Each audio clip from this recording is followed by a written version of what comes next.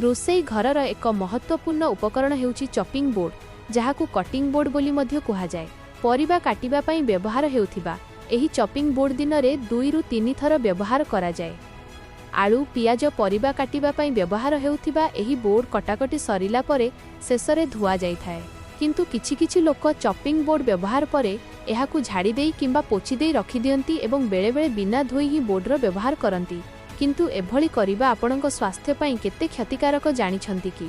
एक्सपर्टଙ୍କ कहिबानुसारे chopping board रे toilet seat ठारू अधिक बैक्टेरिया थाए, जहाकू व्यवहार करिबा द्वारा पेट संबंधी रोग सृष्टि होई पारे।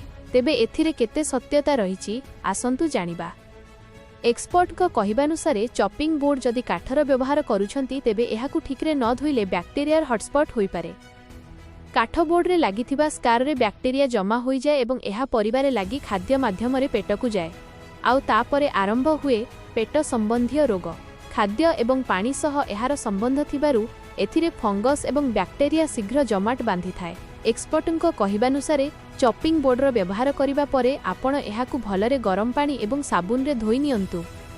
जदि आपण चॉपिंग बोर्ड रे माछ किंबा मांस काटुछंती ताहेले बोर्ड को भलरे गरम पानी रे धुवंतु।